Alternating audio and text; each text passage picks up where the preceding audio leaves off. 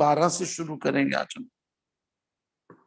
जैसे कि आप जानते हैं कि हम भगवत गीता की जो किताब है श्रीमद् गीता जी, उसकी बुक रीडिंग कर रहे हैं और उस पे एक्सप्लेनेशन है। और जो किताब में नहीं लिख पाए बात because of the time constraint and space constraint, तो उसको अब हम डिटेल में और यहाँ पे आपके सामने चर्चा करते हैं। तो पहला अध्याय का नाम है अर्जुन विषाद योग। अर्जुन विषाद योग जो है वो प्रतीक है कि एक आदमी जो पूरा सक्षम था, 11th आवर में क्या हो गया, कोलैप्स हो गया, विषाद आ गया। और उसको नाम दिया गया विषाद योग, क्योंकि उसका अध्यात्म से योग हुआ विषाद के कारण। जब सुख आता है तो हम एक्सट्रोवर्टेड हो जाते हैं, जब सुख आता है तो बाहरी मुखी हो जाते हैं, और दुख आता है तो अंतर्मुखी हो जाते हैं। सुख आता है तो विचार आता है let's go out and eat, दुख आता है तो हम stay want to stay home. तो अर्जुन के दुख ने भगवान जी से योग दिया, अर्जुन विषाद योग। और उसी चर्चा में शुरू में अभी अर्जुन का विषय नहीं आया, अभी तो दुर्योधन की बात हो रही है। और दुर्योधन भय और अहंकार में ग्रस्त है।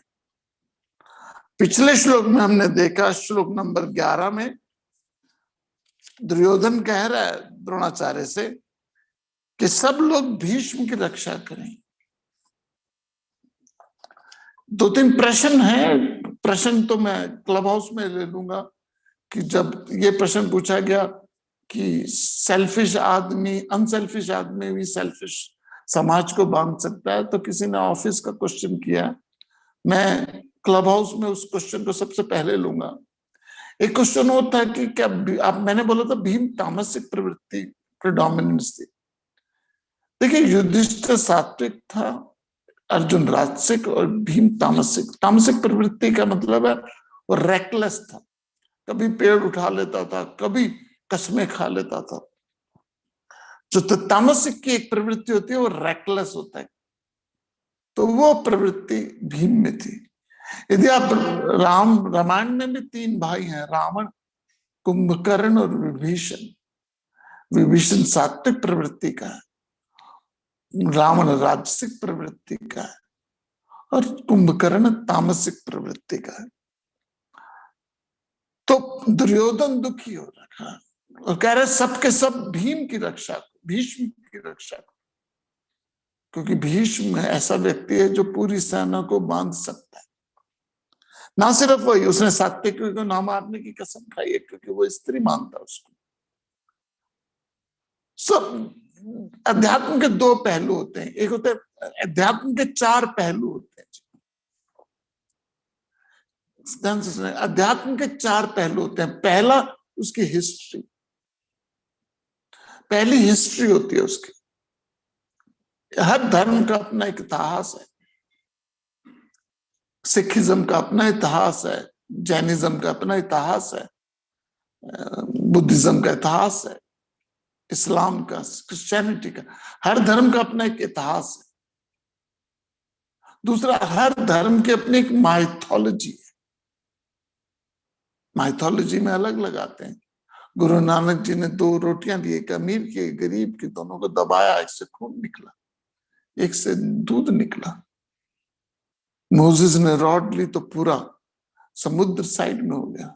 भगवान कृष्ण जी ने चिच्ची उंगली पे पूरा पर्वत उठा लिया, इत्यादि इत्यादि। Jesus Christ turn water into wine. So एक माइथोलॉजी होती है, अपनी हिस्ट्री, अपनी माइथोलॉजी, अपने रिचुअल्स। हर धर्म के अपने एक रिचुअल्स हैं। कहीं सर कवर किया जाता है, कहीं सर कवर नहीं किया जाता, कहीं कैंडल लगाई जाती तो कहीं दिया जलाया जाता, इत्यादि इत्यादि। तो रिचुअल्स हैं। और हर धर्म की फिलॉसफी, दर्शन है, और दर्शन हमारे लिए विषय है। तो हम गीता जी को माइथोलॉजिकली नहीं देख रहे, हम गीता जी को हिस्टोरिकल नहीं देख रहे, हम गीता जी को रिचुअलिस्टिकली नहीं कर रहे। I am not against it please, but that's not the method we are adopted.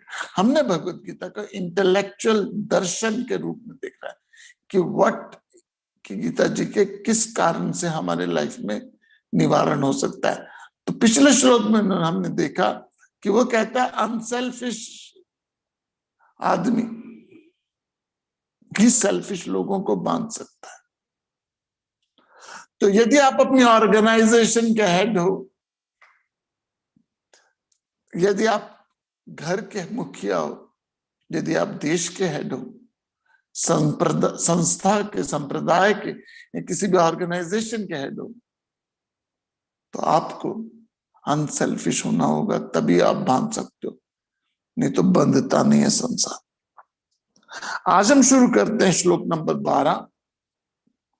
श्लोक नंबर 12 शुरू करते हैं आज हम, और उस 12 पे चर्चा करेंगे और देखेंगे क्या कहते हैं। श्लोक नंबर 12, उस पे चर्चा होगी और क्या कहते हैं देखते हैं। तस्य संजनयन् हर्षं कुरुवृद्ध पितामहः सिंहनादं विदध्यौचैः शंखं दध्मौ प्रतापः। पेज 18 श्लोक 12। कौरवों के बुजुर्ग प्रतापी पितामह ने उसे हर्षित करने के लिए उच्च स्वर में सिंहनाद की तरह गरज कर शंख बजाया। श्लोक क्रमांक संख्या 12 से 19 तक के श्लोकों पर दृष्टि डालेंगे तो युद्ध के आह्वान का तथा कौरवों के घबराने का आभास होगा। भीष्म पितामह को इस श्लोक में प्रतापी कहा गया है। आयु में बहुत वृद्ध होने पर भी वह अच्छी अच्छों पर भारी पड़ते थे। ऐसे प्रतापी पितामह ने जब ये सुना कि दुर्योधन सबको मेरी रक्षा करने की आज्ञा दे रहा है, तब पितामह ने अपना प्रभाव दिखाकर दुर्योधन को प्रसन्न करने के लिए गरज कर शंख बजाया।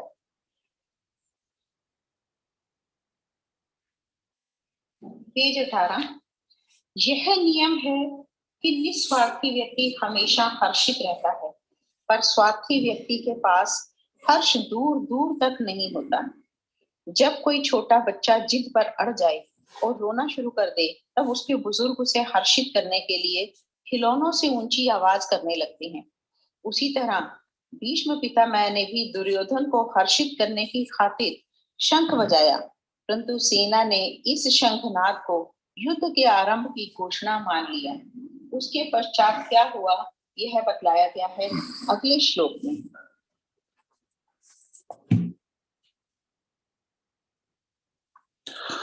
तस्य संजयन हम हर्षम, श्लोक नंबर 12 पेज नंबर 18 गीता जी। तस्य संजयन हर्षम, कौरवों के बुर्ज पितामह प्रतापी पितामह ने उसे हर्षित करने के लिए, ध्यान से सुनिएगा, ये जो शंख बजाया है ये युद्ध का आह्वान नहीं हुआ। दुर्योधन दुखी था और कहने लगा सबके सब भीष्म पितामह को सुरक्षित करो, तो उसको खुश करने के लिए भीष्म पितामह ने शंख बजाया। जैसे बच्चा पोता रो रहा होता है, नाता पोता नाती रो रहे होते हैं, तो नाना नानी दादा दादी क्या करते हैं, शंख बजाते हैं। शंख में ढूंढ ज्यादा शोर मचाते हैं ताकि उसका ध्यान रहे। तस्य संजय ने हर्षम, स्वार्थी आदमी कभी खुश नहीं रहता और अनसेल्फिश आदमी कभी दुखी नहीं रहता। स्वार्थ में हर्ष नहीं होता और निस्वार्थ हमेशा हर्षित होता। तो यदि आप सेल्फलेस हो तो आप हमेशा हर्षित रहोगे, क्योंकि अपना खुद का एजेंडा नहीं है। सेल्फिश आदमी हमेशा एजिटेटेड रहता है। क्यों रहता है? क्योंकि मेरी डिजायर पूरी, सारी दुनिया का सर भार अपने सर पे लेके घूमता है सेल्फिश आदमी। दुर्योधन सेल्फिश है इसलिए हर्षित नहीं है, दुखी है। और सेल्फिश आदमी एजिटेटेड होता है और बहाने मारता है दूसरे, एंगर होता है उसके अंदर।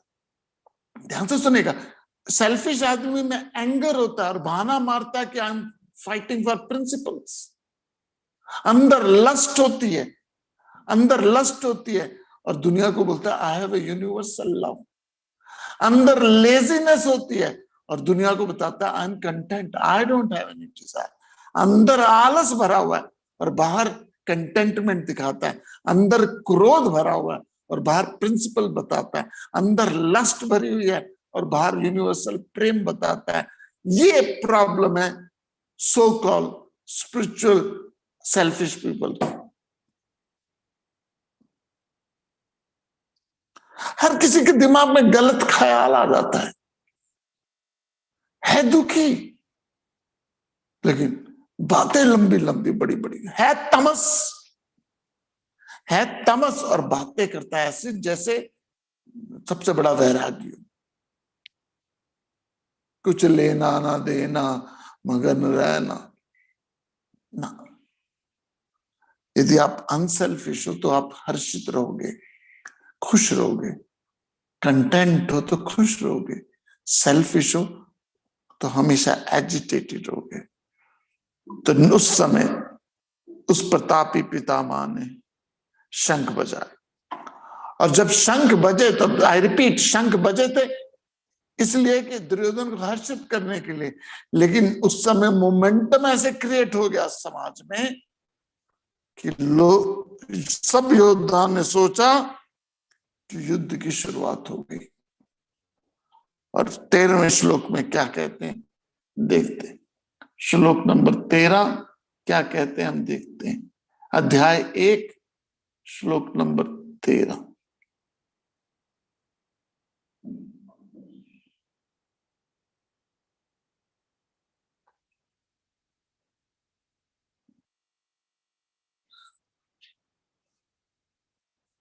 ततः शङ्खाश्च भैर्यश्च पणवानकगोमुखाः सहसैवाभ्यहन्यन्त सशब्दस्तु मुलोऽभवत्।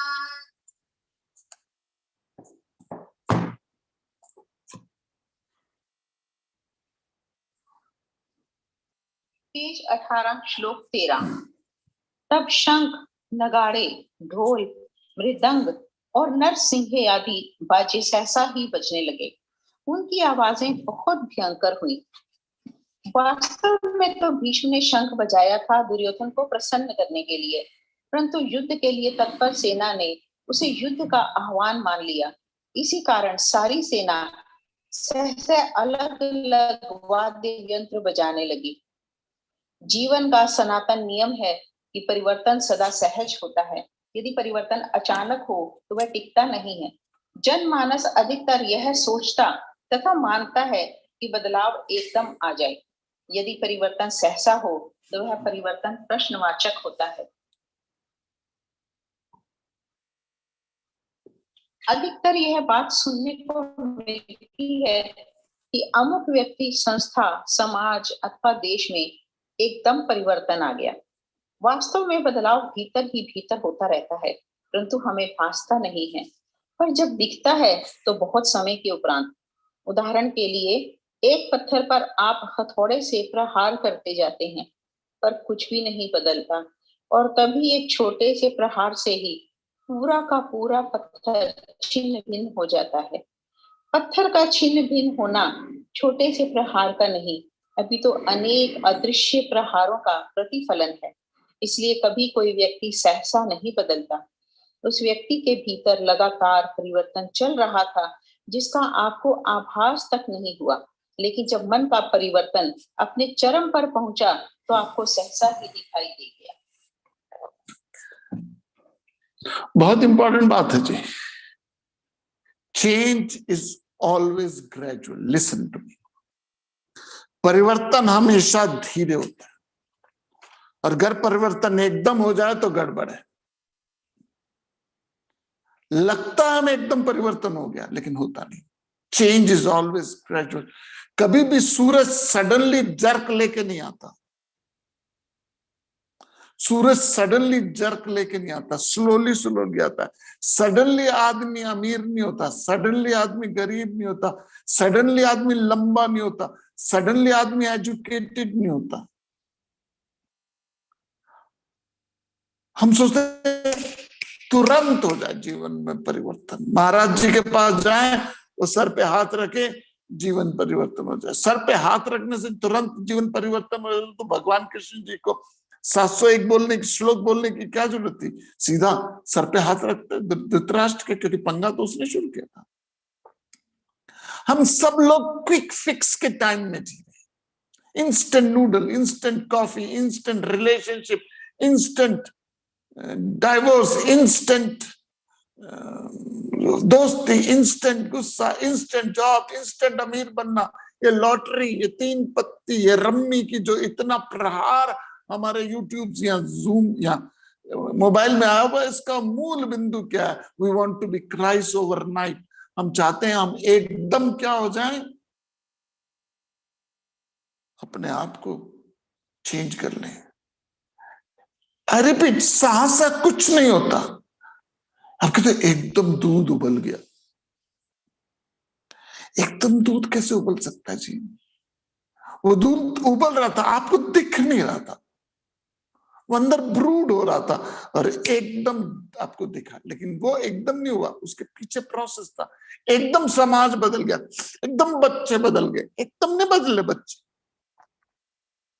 एकदम गर्मी आ गई, एकदम सर्दी आ गई ना। Change is always gradual. फिर लोग एग्जाम्पल देते हैं वाल्मीकि जी का। वाल्मीकि जी को राम राम बोला, एकदम चेंज हो गए। तुलसीदास जी को कमेंट मारा, एकदम चेंज हो गए। यदि पत्नी के कमेंट से आदमी एकदम चेंज होने लगता है ना, तो दुनिया के सारे पति तुलसीदास बने होते। एकदम नहीं होता चेंज, स्लो होता है। अंदर ही अंदर घटना घट रही थी, उसको एक स्वरूप दे दिया गया। अंदर ही अंदर एक विचार चल रहा था, उसको एक स्वरूप दे दिया गया। सरकार कहती है, प्रजा एकदम भड़क गई। मालिक कहता है, नौकर एकदम भड़क गया। एक टेस्ट होता है, एसिड टेस्ट करते हैं उसको, सल्फर डालते हैं, धीरे धीरे धीरे एक बीकर के अंदर एक सल्फर और दूसरा केमिकल डालते हैं, कुछ नहीं होता, कुछ नहीं होता, कुछ नहीं, and you have to keep on counting, and suddenly एक बूंद डालते हैं, पूरा सल्फर बन जाता है, येलो येलो हो जाता है, एक ड्रॉप से। वो एक ड्रॉप से नहीं हुआ, उसके पीछे पहले से काफी प्रोसेस शुरू हो चुका था। तो चेंज इज ऑलवेज ग्रेजुअल। तो भगवत गीता के अध्याय सॉरी भगवत गीता के अध्याय नंबर 1 श्लोक नंबर 13 में, तब शंख नगाड़े ढोल मृदंग नरसिंह आदि बजे और सहसा हुई। आई रिपीट, चेंज कभी भी सहसा नहीं होती, चेंज इज ऑलवेज ग्रेजुअल। और सहसा बदली, क्योंकि दुर्योधन की पूरी सेना और पांडवों की सेना वेट कर रही थी कि कब युद्ध शुरू हो। चारों तरफ ढोल मृदंग बाजे बजने लगे। तो जैसे ही भीष्म पितामह ने शंख बजाया, ढोल मृदंग बाजे नरसिंह आदि बजने लगे और उसकी आवाज बड़ी भयंकर हुई। संजय अभी भी कोशिश कर रहा है कि शायद धृतराष्ट्र मान जाए, शायद धृतराष्ट्र मान जाए, उसकी बुद्धि विवेक आ जाए और वो रुक जाए, लेकिन वही है ना, दिल है कि मानता नहीं। आगे क्या कहते हैं, श्लोक नंबर 14, श्लोक नंबर 14 में क्या कहते हैं भगवान, देखते हैं।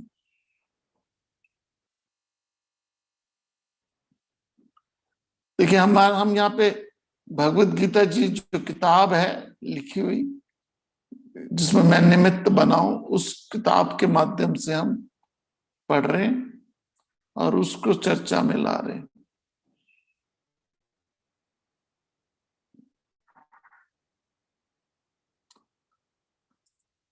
ततः श्वेतैर्हयैर्युक्ते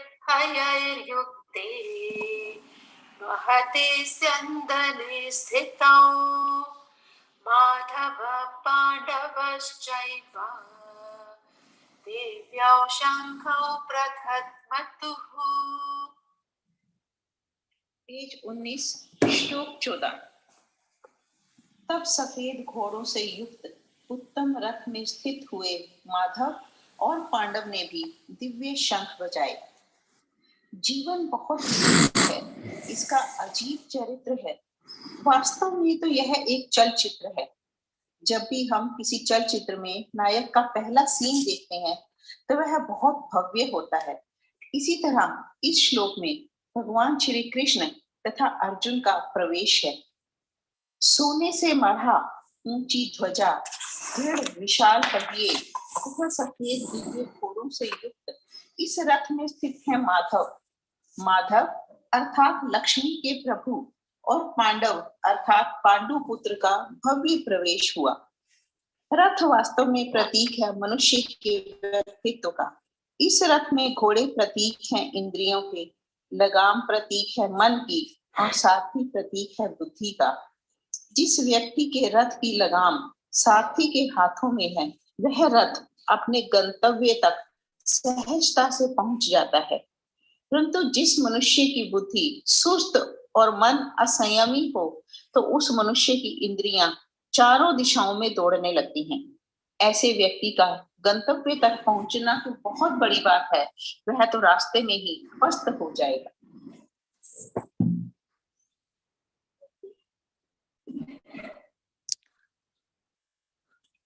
सफेद घोड़ों से युक्त माधव ने, उत्तम रथ से स्थित माधव ने शंख बजाए, दिव्य शंख बजाए। यहां एंट्री है जी भगवान जी की। यदि आप हिंदी मूवी देखते हो, जो हर कोई देखता है, हमारी स्टेपल डाइट्स है हिंदी मूवी, तो जब हीरो एंट्री करता है तो वो नॉर्मल एंट्री नहीं करता, उसके एंट्री में एक डिफरेंस होता है। मुझे याद आती है फिल्म यादों की बारात। यादों की बारात में धर्मेंद्र का जो एंट्री सीन है, छोटा जब होता है तो उसका पाँव जेल के, गाड़ी जा रही है उसके ऊपर पुल है उसके ऊपर होता है और वो पाँव बड़ा होता होता दिखाता है और वो जंप मारता है ट्रेन के ऊपर। ऐसे कई फिल्में हैं जिसमें हीरो की एंट्री बड़ी भव्य होती है। गीता जी में भी भगवान कृष्ण जी के अर्जुन की एंट्री बड़ी भव्य हुई। सोने से मड़ा ऊंची ध्वजा, दृढ़ विशाल पहिए, सफेद दिव्य। इसके भगवान कृष्ण जी के रथ के घोड़े सफेद हैं। ये घोड़ा प्रतीक है मनुष्य की शरीर का। ये 5 इंद्रियां 5 घोड़े, कठोपनिषद से लिया गया ये आइडिया। कठोपनिषद में 5 घोड़े 5 इंद्रियां, मन लगाम है और बुद्धि सारथी। बुद्धि सारथी है और जो उस बुद्धि की सारथी जिसने संयम पे किया हुआ है तो घोड़ों की दिशा और दशा बदल जाती है। लेकिन जहां बुद्धि सोई हुई है, बुद्धि सोई हुई है, लगाम ढीली हो रखी है, तो वहां घोड़े चारों दिशा में जाएंगे और जब चारों दिशा में 5 इंद्रियां जाएंगी तो रथ का अर्थ ही बन जाएगा। कई लोग कहते हैं सर जी 4 घोड़े थे 5 क्यों नहीं है? उपनिषद में 5 दिए गए हैं, 4 क्यों दिखाए गए हैं? तो उसमें जीभ और त्वचा को एक इंद्री ले ली गई है। तो कई जगह 5 इंद्रियां जो है, एक आंख है, नाक है, कान है, जीभ है, स्किन है, ये 5 इंद्रियां हैं जो विश्व संसार की तरफ हमें अट्रैक्ट करती है। तो कई जगह जीभ और स्किन एक ले ली गई है। In that sense is 4, but उपनिषदों में 5 घोड़े बताए गए। तो ये 5 घोड़े पवित्र हैं, प्योर है, सफेद है, मीनिंग कंप्लीट अपनी लाइफ पे कंट्रोल है। तो भगवान कृष्ण जी आए सफेद घोड़ों में, उत्तम रथ पे, और उन्होंने भी अपने दिव्य शंख बजाए। उन शंख के नाम है पांचजन्यम देवदत्त, जो अगले श्लोक में आएगा, जो हम कल करेंगे। तो कल हमारा आखिरी इस सीजन का डे होगा, 28th है कल, and then again we will come back on 21st of March को मिलेंगे। लेकिन क्लब हाउस चलता रहेगा ऑब्वियसली। लेकिन इस श्लोक में एक चीज, जो बात है जो मैं बताना चाहता हूं, और हमारे लाइफ का बड़ा गहरा इससे असर पड़ता है। मुझे याद है सबसे पहला हमने जो टीवी प्रोग्राम बनाया था आस्था चैनल के लिए, उसका नाम था उत्तिष्ठ भारत। उत्तिष्ठ भारत के प्रोमो में हमने ये कोटेशन दी थी, जो मेरी लिखी हुई है, मेरी मतलब कि अहंकार मेरा मैं नहीं, मैं जो निमित्त बनाऊं मैं, उसमें लिखा था मैंने, ध्यान से सुनेगा। ये गीता जी का जब हमने टेलीविजन प्रोग्राम बनाया था, उसका प्रोमो की टैगलाइन थी, मन के कामनाओं के तीर को बुद्धि की कमान में कस के, मन के कामनाओं के तीर को बुद्धि की कमान में कस के एक दिशा दीजिए, आपकी दशा बदल जाएगी। मन के कामनाओं के तीर को बुद्धि की कमान में कस के एक दिशा दीजिए, आपकी दशा बदल जाएगी। लेकिन अगर आपने मन के कामनाओं के तीर को बुद्धि की कमान में ढीला और दिशाहीन किया, लेकिन आपने मन की कामनाओं के तीर को बुद्धि की कमान में ढीला और दिशाहीन किया, तो सच कहता हूं दुर्दशा हो जाएगी।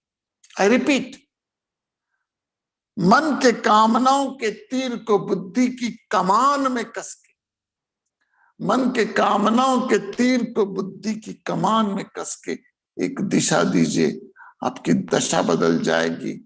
और अगर आपने मन के कामनाओं के तीर को बुद्धि की कमान में ढीला और दिशाहीन किया, तो सच कहता हूं दुर्दशा हो जाएगी। तो हमारी दुर्दशा क्यों हो रही है? क्योंकि हमने मन को खुला छोड़ा हुआ है, हमने लगाम खुली छोड़ी हुई है। और जिस आदमी ने अपने मन की रूपी लगाम बुद्धि के सहारे नहीं छोड़ी, खुल्लम खुल्ला खुली छोड़ी है, और इंद्रियां चारों दशाओं में भागती है, ऐसा आदमी जीवन में 100 औलादे भी आ जाए, सुख नहीं मिल सकता। संयम बहुत जरूरी है। इंद्रियों पे संयम, वाणी पे संयम। संयम का मतलब ये नहीं फ्रस्ट्रेशन। आपके पास पावरफुल कार है और आप हाईवे में जा रहे, you need a restraint, you need a संयम। आप कैजुअल नहीं। एक ट्राइसिकल, छोटे बच्चे की ट्राइसिकल है, उसमें इतना संयम नहीं है, गिर गई थोड़ा सा स्क्रैच आ जाएगा। आपके पास पावरफुल कार है, and powerful car need power, more control. Similarly आपके पास, मेरे पास इतना पावरफुल इंस्ट्रूमेंट है, वो है दिमाग, वो है दिल। ये दिल और दिमाग इतना पावरफुल इंस्ट्रूमेंट है, and nobody teaching us how to handle this instrument. ना स्कूल सिखाता है, ना कॉलेज, ना यूनिवर्सिटी, ना कोई सिखाता है कि इस मन और बुद्धि को कैसे हैंडल किया जाए। गीता एकेडमी एक प्रयास कर रही है। 30 दिन का हम कोर्स करते हैं हर महीने, free of charge. We don't sell this knowledge. हम इस ज्ञान को कभी नहीं बेचते, because you can not buy this knowledge. तो नॉलेज यदि आप चाहते हो तो please contact us. Geeta academy YouTube में चले जाइए, या फिर आप, वेबसाइट है www.geetaacademy.org, या शिवेंद्र नागर गूगल में टाइप कर लीजिए, आपके पास सब आदमी इंफॉर्मेशन आ जाएगी। तो यदि आप सीखना चाहते हो कि कैसे अपने मन को काबू किया जाए, age is no limit, anybody can join. 1 महीने का कोर्स हम कर रहे हैं। यंगस्टर इज बेटर, यंगस्टर है तो बेटर है, एंड उनके लिए हमारे पास 1 साल का स्पेशल कोर्स भी है। But end of the day, मन के कामनाओं के तीर को बुद्धि की कमान में कस के एक दिशा दीजिए, आपकी दशा बदल जाएगी। लेकिन अगर आपने मन की कामनाओं को, तीर को ढीला और दिशाहीन किया, तो सच कहता हूं दुर्दशा हो जाएगी। सोचिएगा इस बात पे। हरिओम। ओम पूर्णमदा पूर्णमिदं पूर्णात् पूर्णमुदच्यते पूर्णस्य पूर्णमादाय पूर्णमेवावशिष्यते। ओम शांति शांति।